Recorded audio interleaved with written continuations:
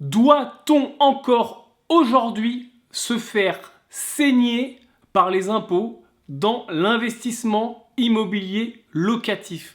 Comment ça se fait que des investisseurs motivés, qui font de bons investissements, qui projettent absolument tout correctement, qui font des travaux, qui rénovent, qui mettent des locataires dans des appartements sympas avec des bons loyers, n'arrivent pas à gagner d'argent, à être rentable maintenant et pas dans 20 ans, ou y arrivent mais faiblement, très peu, et ont l'impression de se faire tuer, de se faire saigner, de se faire ouvrir en deux par les impôts. Alors pourquoi je te parle de ça? Parce que j'ai été choqué, je mangeais il n'y a pas longtemps avec un ami à moi, avec Anthony, un ami à moi, investisseur, qui a une quinzaine de lots répartis dans des immeubles et dans des copropriétés. Il a des immeubles entiers et des appartements en copropriété, et sur sa quinzaine de lots, il m'expliquait, alors je voyais qu'il était pas bien, tu vois, on parlait de ses lots, etc. et je voyais qu'il y avait quelque chose qui me disait pas. Plus le repas avançait et plus j'oublie.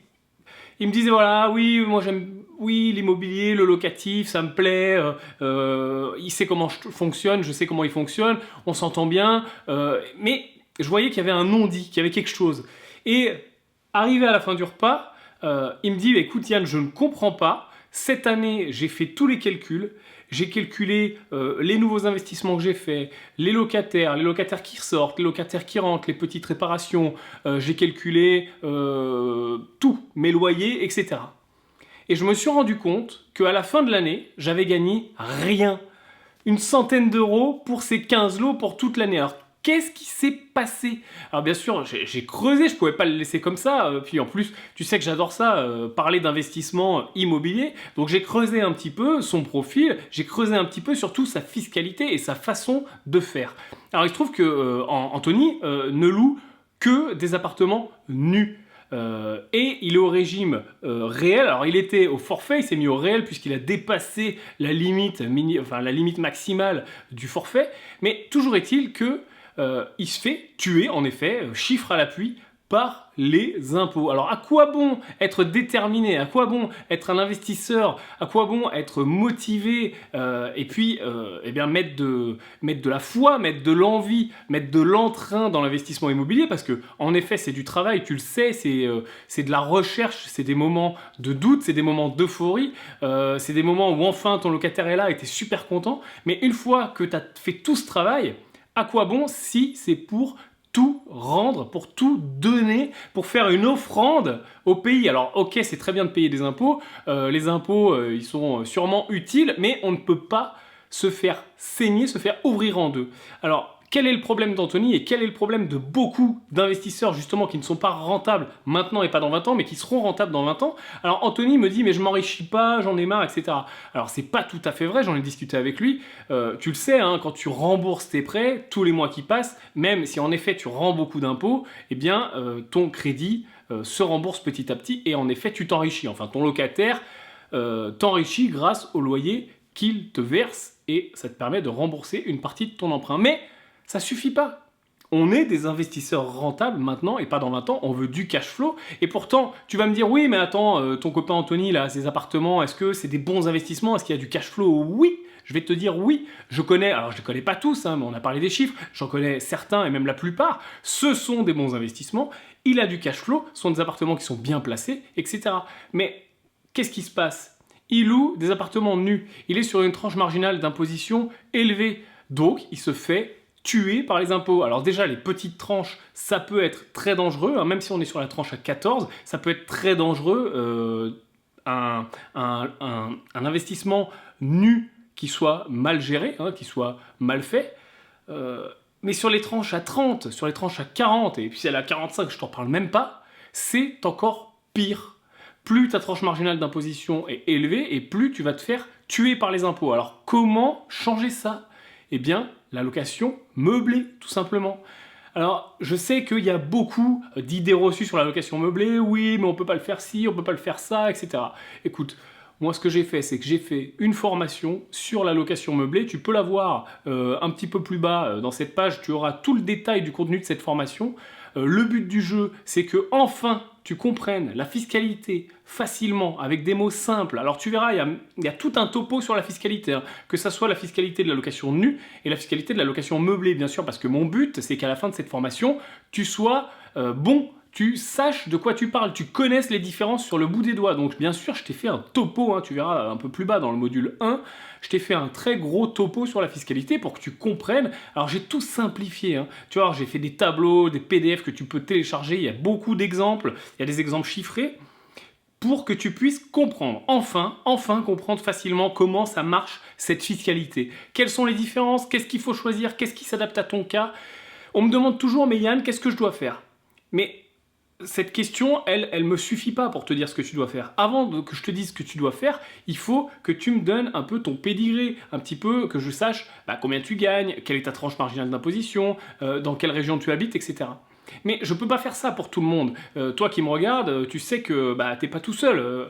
Il y a beaucoup de gens qui me demandent des infos et de les aider. Donc là, le but avec cette formation, c'est que toi-même, tout seul, tu aies ce recul et cette expertise qui te permettent de prendre les bonnes décisions, de faire les bons choix, et notamment dans la location meublée. Tu vas le voir, la location meublée, c'est une des dernières niches fiscales en France. C'est vraiment un des derniers moyens dans l'immobilier, il y en a d'autres, mais celui-là c'est vraiment un des meilleurs, même pour moi sûrement le meilleur moyen de faire de l'argent maintenant et dans 20 ans. Maintenant et pas dans 20 ans, parce que tout de suite et aussi dans 20 ans, parce que nous aussi on rembourse en meublé, on rembourse aussi le prêt et on s'enrichit aussi grâce à ce système-là, à ce mode de fonctionnement dont je te parlais un petit peu plus tôt. Donc le but du jeu de cette formation, c'est de faire de toi un spécialiste de la location meublée. Alors tu vas voir, on va en parler dans tous les sens. On va parler de quel bien viser, dans quelle ville, comment faire, toutes les déclarations administratives. Tu vas voir, l'administratif, malheureusement, hein, dans notre beau pays, on a beaucoup de chance, on a beaucoup d'avantages, mais aussi on a aussi de gros inconvénients, et notamment l'administratif. Tu vas voir que, il y en a toujours, et en location meublée, il y en a un peu plus. C'est le revers de la médaille, c'est-à-dire que d'un côté, tu vas gagner plus, ça c'est clair et net, je te le garantis. Pour le même appartement, d'ailleurs, tu verras, il y a des simulations, on fait le même appartement en nu au forfait au réel, et après on fait le même appartement en meublé au forfait au réel, tu vas voir la différence de cash flow, elle est énorme, elle est folle. Pour le même investissement, hein. On n'a rien changé, tu verras sur les simulations. D'ailleurs, je te donnerai tous les outils, etc. Tu pourras les faire toi-même et les faire, surtout les appliquer à tes futurs investissements à toi, avec tes chiffres à toi. Donc ça, c'est intéressant.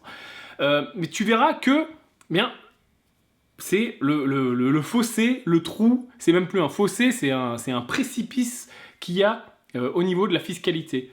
Tu vas pouvoir bien mieux anticiper les choses. Par contre, voilà, je t'en parlais, l'administratif est plus lourd. Donc, il faut savoir où tu vas. C'est hyper compliqué. Moi, je me suis vachement embêté à le faire pour moi-même. Je me suis embêté à le faire pour certains de mes amis, certains de mes clients et les investisseurs que je côtoie. Donc, ce que j'ai fait, c'est que je t'ai mis tout ce qu'il fallait faire dans l'ordre. Une méthode, tu vas voir, je filme mon écran, hein, la formation elle se passe comme tout de suite, hein, je suis en train, c'est comme si je te parlais, comme si tu étais avec moi, tu verras, on s'assoit à mon bureau, tous les deux, et comme si tu étais là, on est tous les deux, on discute et je t'explique pendant quasiment 7 heures de formation, sans compter les bonus, comment faire, voilà, on discute, c'est une espèce de question-réponse, une espèce de session privée, comme si tu étais en tête-à-tête avec moi, et tu verras, je filme mon écran, et quand je filme mon écran, je te montrerai justement pas à pas tout ce qu'il faut faire, je te montrerai tous les tableaux, bien sûr, tu pourras aussi les télécharger, hein, tu auras tous les liens, tu pourras les télécharger, et donc pour l'administratif, tu vas voir, je fais avec toi, pas à pas, on remplit ensemble le formulaire de début d'activité, je t'explique les dates, à quoi il faut faire attention à ne pas se faire avoir avec la date de début d'activité, je t'explique aussi d'ailleurs, tiens, si tu es déjà propriétaire d'un logement nu et que tu te rends compte d'un ou plusieurs logements nus d'ailleurs, hein, et que tu te rends compte que tu te fais saigner encore une fois, que tu te fais ouvrir en deux par les impôts, je t'explique aussi comment passer un logement nu en meublé. Et même pour ta résidence principale, d'ailleurs ça fonctionne, hein. Imaginons que tu aies acheté ta résidence principale et puis que tu veux la mettre en location, ça marche aussi, peu importe. Je t'explique tous ces points d'attention, tous ces points légaux, je te donne les liens vers les textes de loi, etc. Enfin tu vas voir, c'est très complet. Tu auras aussi tous les MP3 que tu peux télécharger. Hein, pareil, tu as un lien. Tu peux avoir l'audio de la formation que tu peux mettre dans ton téléphone, dans ton lecteur MP3, et tu pourras l'écouter ou le réécouter parce que tu vas voir, la formation est très dense, donc il y aura sûrement des vidéos, des parties, des modules qu'il faudra que tu regardes ou que tu écoutes une fois, deux fois, trois fois pour bien les comprendre si vraiment tu veux aller loin. Et eh bien, tu pourras télécharger ces MP3 en faisant du sport, en faisant la vaisselle, dans la voiture, peu importe. C'est autant que tu veux. D'ailleurs, ton espace client, une fois que tu as réservé ta place dans cette formation et que tu fais partie de cette formation, ton espace client reste ouvert et valable à vie. Donc tu peux revenir, re-regarder les vidéos, retélécharger les sources, hein, retélécharger tous les documents, les MP3, etc. Et puis bien sûr les mises à jour de la formation, puisque au fur et à mesure que la législation change, eh bien, je mettrai à jour cette formation comme je le fais avec toutes les autres. Voilà, écoute, j'espère que tu vas passer à l'action, en tout cas, pour essayer de faire en sorte de te faire un petit peu moins ouvrir par les impôts. Regarde le descriptif de cette formation juste en dessous. Si tu as des questions, je suis ouvert pour te répondre. Et puis, je te dis à bientôt. J'espère que tu ne feras pas la même erreur qu'Anthony. Alors, par contre, je dois te donner le fin mot de l'histoire. Hein. Du coup, le repas s'est prolongé énormément. On est allé boire un verre ensemble et je lui ai expliqué en détail la location meublée. Et il va passer un très certain nombre de ses appartements en location meublée. Et je te garantis que dès l'an prochain, sa note d'impôt va être divisée par 3, 4, 5, voire même 6 à mon avis. On a fait les premières simulations, c'est énorme. Hein. Tu vas voir qu'en location meublée, tu le verras dans la formation, les amortissements font la différence, les charges font la différence. Je te montrerai comment calculer tout ça et comment faire ta comptabilité. Hein. T'inquiète pas, je t'expliquerai toutes les différences. Enfin bref, je t'en dis pas plus, tu verras par toi-même. À très bientôt de l'autre côté, salut.